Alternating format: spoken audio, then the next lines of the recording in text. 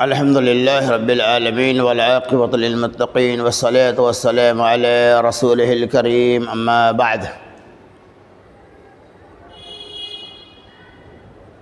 قال رسول الله صلى الله عليه وسلم أفضل الصيام بعد رمضان شهر الله المحرم رواہ المسلم۔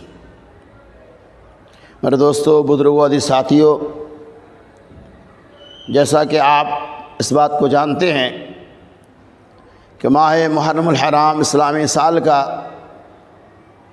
پہلا مہینہ ہے اور اسلامی سال کا کیلنڈر سن ہجری کہلاتا ہے۔ اس مہینے کا تعلق ہجری سن سے ہے اور اس کا آغاز ماہ محرم الحرام سے ہوتا ہے۔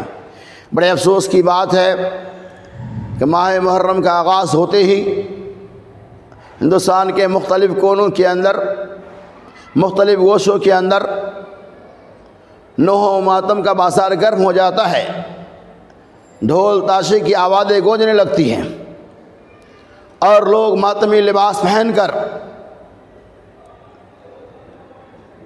اپنی محبت کا اظہار کرنے لگتے ہیں اور لوگوں کے اندر تصورات، یہ توہمات اور یہ خیالات ہے۔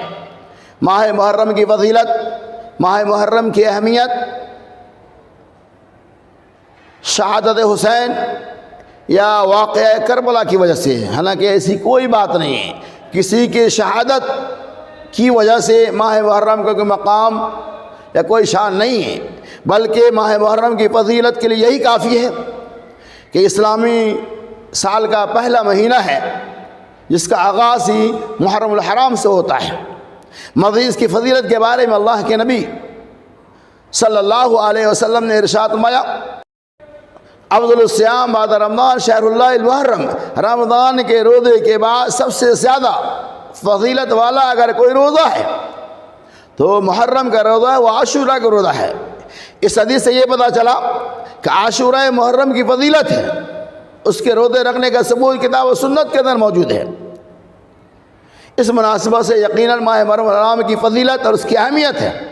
اللہ کے نبی صلی اللہ علیہ وسلم جب مکۃ المکرمہ کا چھوڑ کر مدینہ منورہ گئے، جیسا کہ حضرت عبداللہ ابن عباس رضی اللہ تعالیٰ عنہ کہتے ہیں، رسول اللہ صلی اللہ علیہ وسلم جب مدینہ منورہ پہنچے تو آپ نے دیکھا کہ وہاں کے یہودی لوگ عاشورہ کے دن روزہ رکھتے ہیں۔ نبی علیہ السلام نے بنو اسرائیلیوں سے پوچھا کہ آج کے دن روزہ رکھنے کی کیا وجہ ہے؟ تو بنو اسرائیلیوں نے کہا، آج حضرت موسیٰ علیہ السلام کے لیے نجات کا دن ہے، یہ عظیم دن ہے ہمارے لیے۔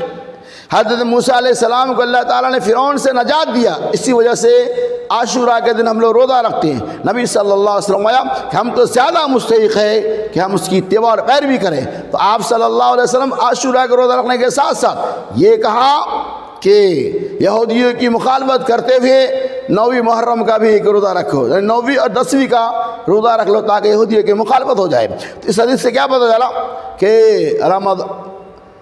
ماہ محرم الحرام کی 10ویں تاریخ کو، 9ویں تاریخ کو آپ روزہ رکھ سکتے ہیں۔ اس مناسبت سے یقیناً ماہ محرم الحرام کی فضیلت ہے۔ اس کی فضیلت کے بارے میں اور کوئی ایسی خاص روایتیں نہیں ہیں۔ تو اللہ سے دعا ہے کہ اللہ تبارک و تعالیٰ اس ماہ محرم کی جو فضیلت کتاب و سنت کے اندر موجود ہے اس کے مطابق ہمیں اس کی اہمیت کو سمجھنے کے ساتھ ساتھ اس ماہ محرم کے روزے کے اہتمام کی توفیق عطا فرمائے۔